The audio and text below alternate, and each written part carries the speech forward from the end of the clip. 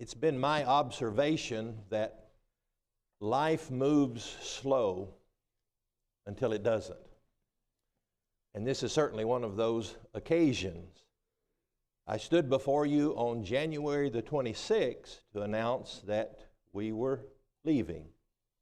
That we had accepted the Macedonian call, so to speak, to move to Joplin, Missouri, and we began then the slow and what felt like slow and arduous process of making all of the steps necessary to do that. The work in Joplin is a much smaller work and requires us to get outside support, and so I have been soliciting, and let's just call it what it is, begging from congregations and others for that support.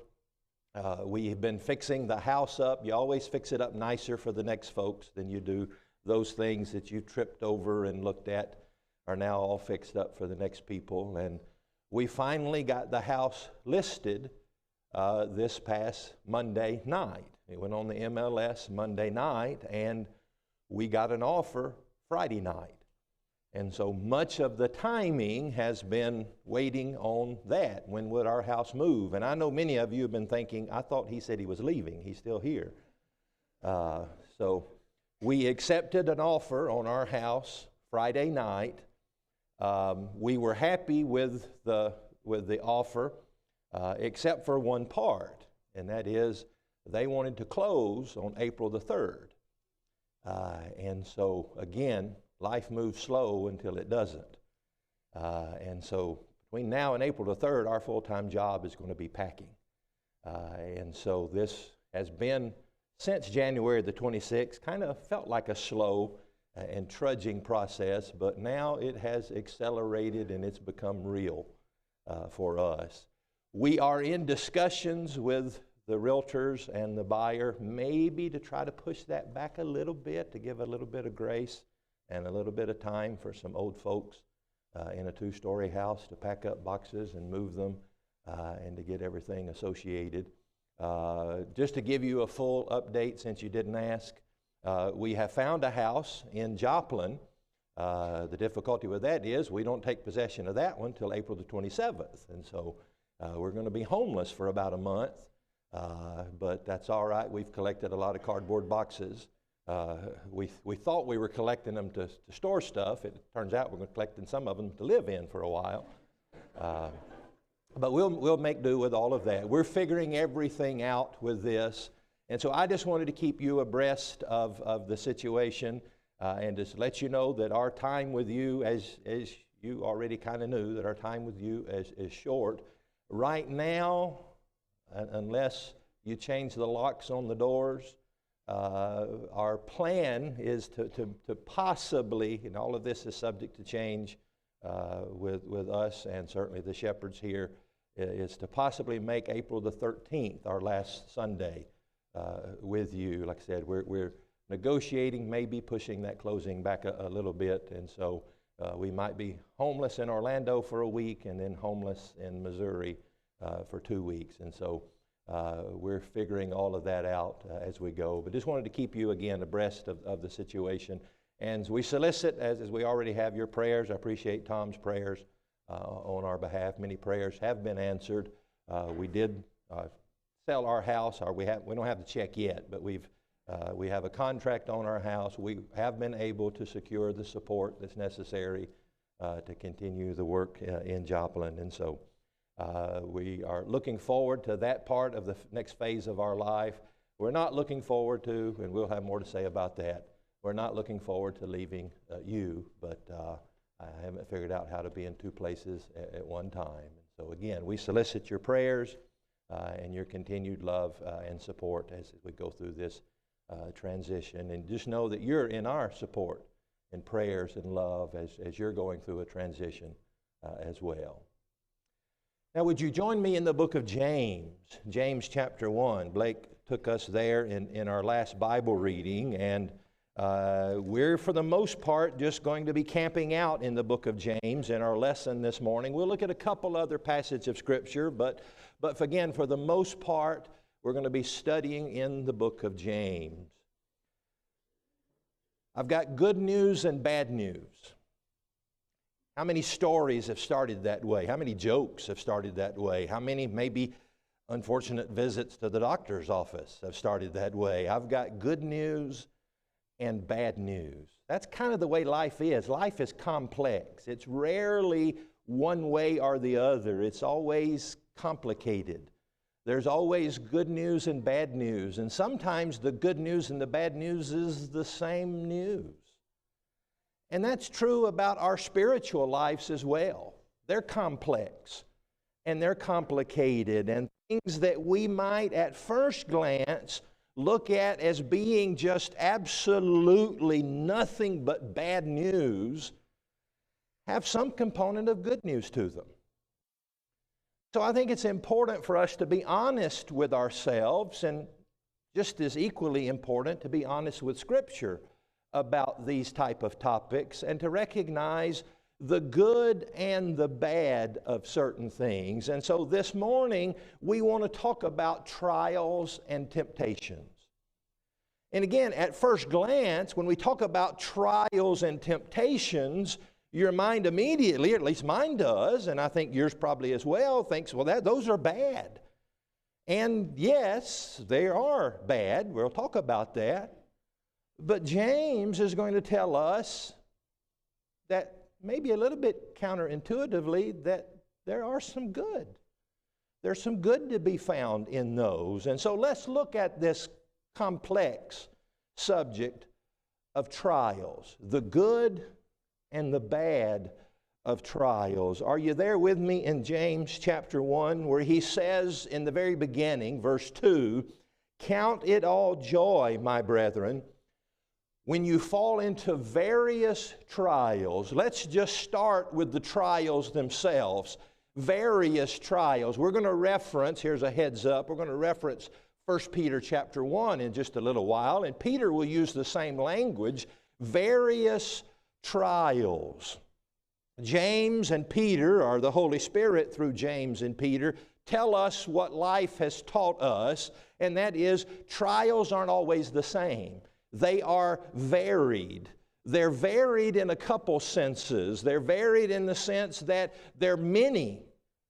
They're not just one and done. You know, sometimes we make the mistake. We talk about sometimes one event in the life of Christ, and we call it the temptation of Jesus, as if that was the only time Jesus was ever tempted. No, Jesus was tempted in all points like as we. He was tempted throughout His life, and we are tempted throughout our life. And so various trials in the sense that they're many. And can we even just say that they're constant? But they're also various in the sense that they're varied, that they take different forms. They're not always the same. They're not always the same. The trials that I face on a daily basis aren't always the same. The trials that I faced yesterday may be very different from the trials that I'll face today. But they're also varied in this regard, that the trials that you face may be different than the trials that I face. Because your weakness or your vulnerabilities may be different than mine. And so the things that might tempt you might not tempt me at all. And those times and places where Satan and sin and temptation is trying to pull me away might not ever be a temptation to you. And so they are various trials. But then James, and as we're going to notice a little bit later, Peter will make that very odd statement to say, but count it all joy. Count it all joy when you fall into various trials. And so that's the first hint that trials and even temptations that James is going to go on to talk about. And I would argue that temptations are one of the various trials. In fact, I would argue that any trial is in a sense a temptation. Satan doesn't care. He doesn't care what it takes to lure you away from God. whether it's an inducement to sin, whether it's a hardship, whether it's a financial hardship, a disease, a family problem, a church strife, He doesn't care what it takes. If He can pull you away from God, He's won. He doesn't care whether it's something big or something small. But let's look at the positive in this otherwise negative world.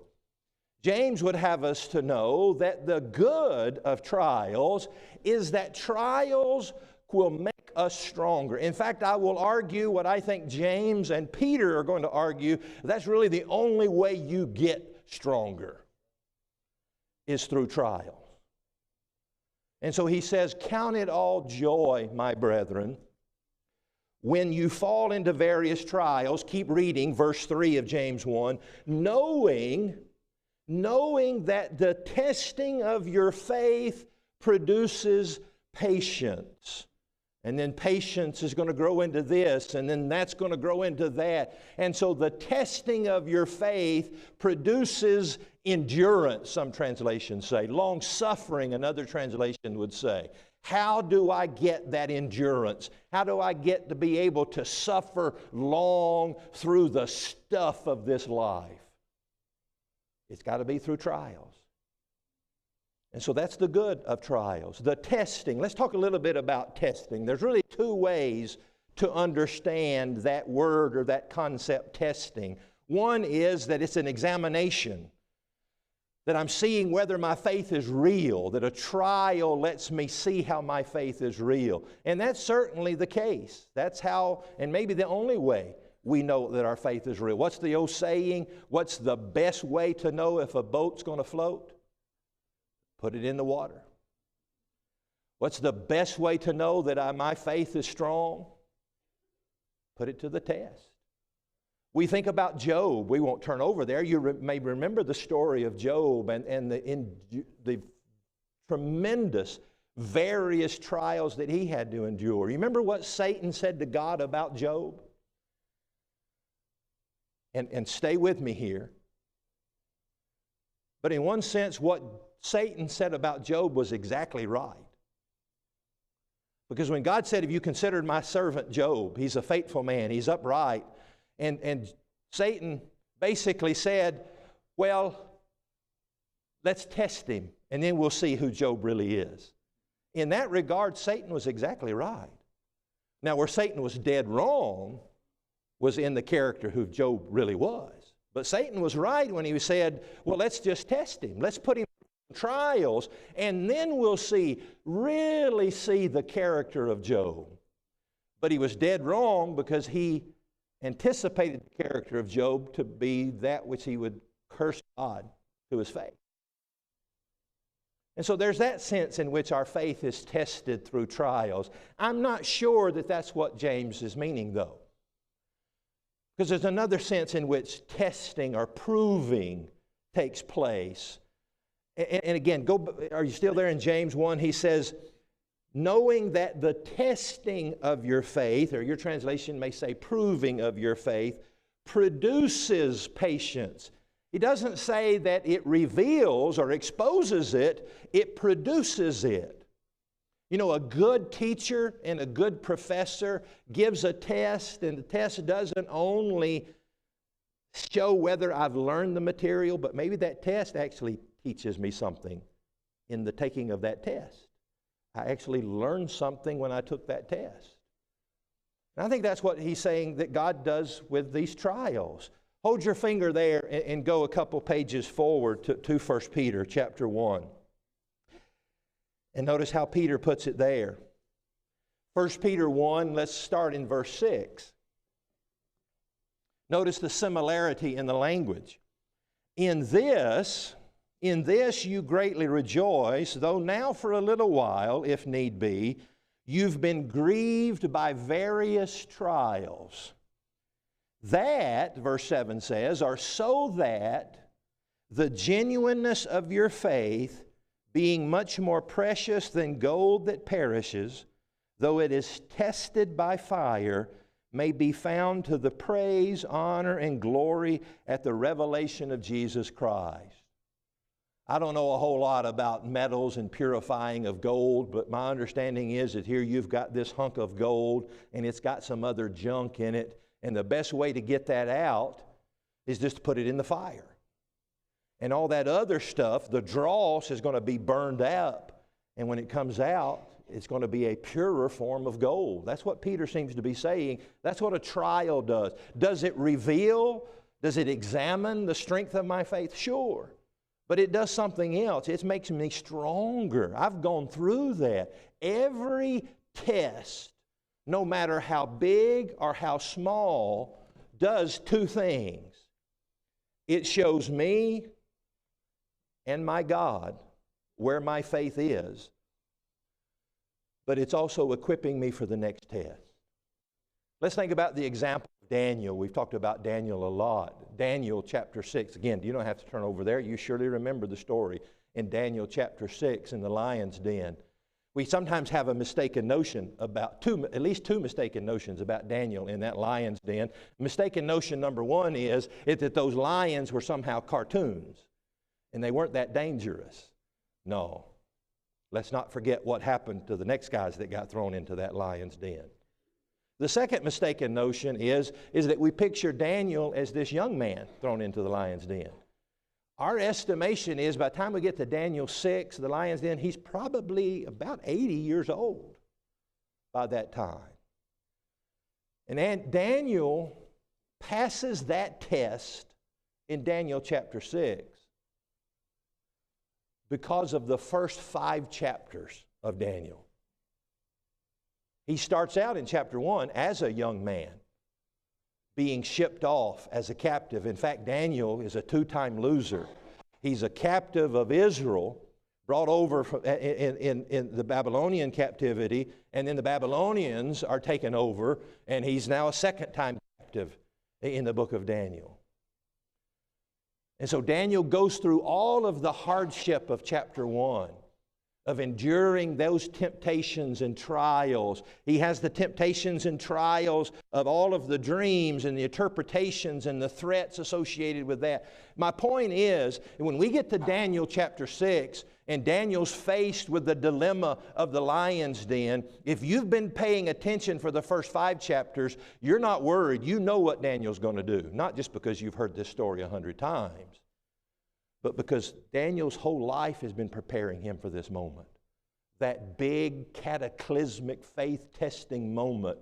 Daniel's beginning. In fact, think about it.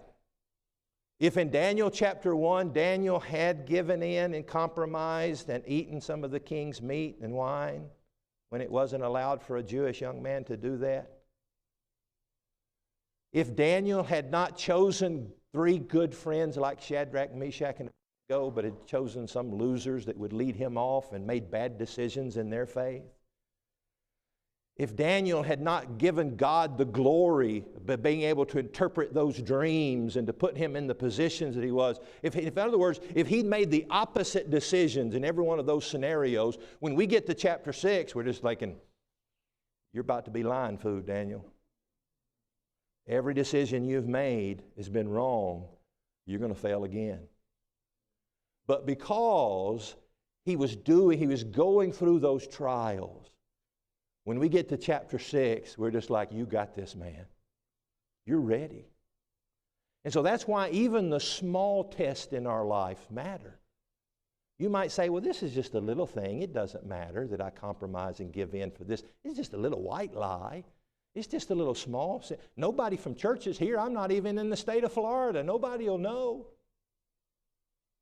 2 big problems with that is still sin, but also that little small, what you might consider a small test, is getting you ready for the big test, whether you're going to succeed or fail. And so the good thing about trial, count it all joy, because it's making you stronger. And it's preparing you for those greater tasks that may lie ahead. Here's another good thing about trials, is that you can endure them. And when you endure them, there's a tremendous reward. Go back to James chapter 1. We love this verse. Maybe it's one of our favorite verses of the first chapter, verse 12. Blessed Blessed is the man, James 1 again, verse 12, blessed is the man who endures temptation, for when he has been proved, he'll receive the crown of life which the Lord has promised to those who love Him. Let's insert just a little parenthetical explanation here. I'm not saying that all trials or temptations or all temptations, but temptations are a trial. And I would argue that maybe all trials can be a form of temptation. But he says in at least this narrow area of trials that are actually inducements to sin, when you endure that, you're blessed because you'll receive the crown of life. And so there's a blessing in trials, even a blessing in temptation. That number one, here, and Paul in 1 Corinthians would tell us, they can be endured. They can be overcome. And on the other side is a blessing. And that blessing is the crown of life. Now, I want you to plant that crown of life concept and put that away. We're going to be talking about that again in just a minute. Blessed is the man who endures temptation, for when he has been proved, he will receive the crown of life. We've talked about this before. Locals, will you indulge me? We've got some visitors this morning. Y'all have heard my illustrations over and over again, but some of the visitors haven't. But James chapter 1, verse 12. Have you ever noticed this? He talks about the crown of life as the reward, but he says the crown of life is promised to two different camps of people. Blessed is the man who endures temptation, for when he is proved, he'll receive the crown of life. So the crown of life is promised to those who endure temptation, right? But then he goes on to say about that crown of life, which the Lord has promised to those that love Him. So now the crown of life has also been promised to another group of people, those that love the Lord. But if we do a little bit more thinking about that, I don't think James is saying that's two different groups of people at all. I think James is trying to get us to make a connection there. That the one who endures temptation is the same person who loves the Lord. This is a simplification, and some might argue an oversimplification, but temptation, enduring or overcoming it versus giving into it, is really all about a choice. And I think James is saying the choice is, what do you love more?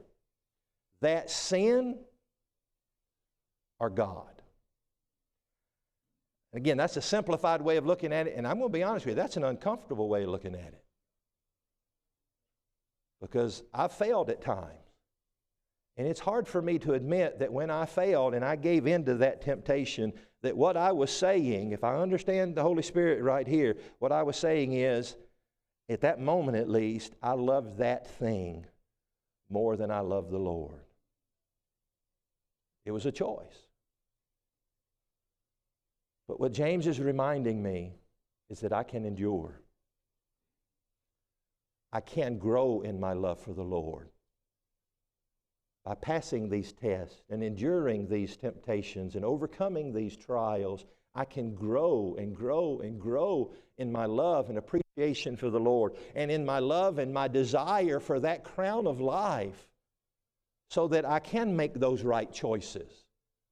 That I'll say, yes, those are the passing pleasures of sin, and there is some inducement there, and there's a carnal part of me tugging, saying, that would be fun, Ken, why don't you do that? But the spiritual side is now winning the battle, because I love the Lord, and I'm saying, but I love God more, and I'm going to choose Him. Well, I'd like to just stop by just talking about the good. But we got to be honest. There's obvious some bad to trials.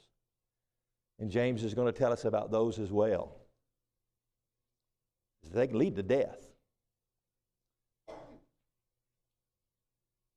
What's that old corny saying? You may have it on a poster in your office. I think the saying is, what doesn't kill you makes you stronger. Let me reword that. What doesn't make you stronger kills you. And what we don't overcome and endure will lead to death. I told you to file away that crown of life. If you endure, overcome the temptation, you'll have the crown of life. That's on one side. What's the other alternative? Keep reading. James chapter 1. Let no one say, verse 13, when he is tempted, I'm tempted by God, for God cannot be tempted by evil, nor does he himself tempt anyone. But each one is tempted when he's drawn away by his own lust and enticed. Then when desire, verse 15, and desire has conceived, it gives birth to sin. And sin, when it is full grown, brings forth death. Enduring leads to life, the crown of life. Giving in leads to death. Again, it's a choice. The same choice Jesus talked about is, which path are you going to take? The easy one? You look at the path, you're going to take the easy one. But if you look at the destination, you're going to take the life one. Are there some benefits in trials? Even in temptations? Sure. They can be overcome. With God's help and God's grace, we can overcome those. And when we overcome them, we are fitted and ready, in fact, better equipped for the next one. Almost like we come through that trial, a little scarred, a little bruised and beaten, but almost with the attitude of, bring it on. I did that with God's help, and with God's help, I can do the next one. Because there's going to be a next one. But don't ever gloss over the fact that temptation and trials are real.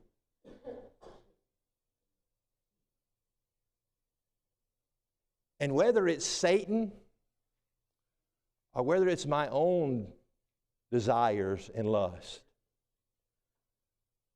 there's an enticement trying to pull me away from life and lead me to death. And so I better be ever vigilant, recognizing that this isn't from God, and so this isn't good. And it's going to lead to death. Not physical death. As bad as that is, and as much as we might fear that, that's nothing compared to the death that he's talking about here. This is the death as a separation from that God who is so good, that God that he's going to go on to say that not only does he not tempt us with evil things, but he's the giver of every good and perfect gift. To be separated from him for an eternity is the death that he's warning about.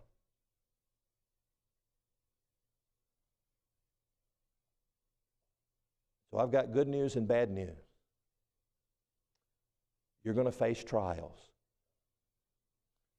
You're going to face some small trials. And you're going to face some humdingers that you don't know whether you can get through them or not.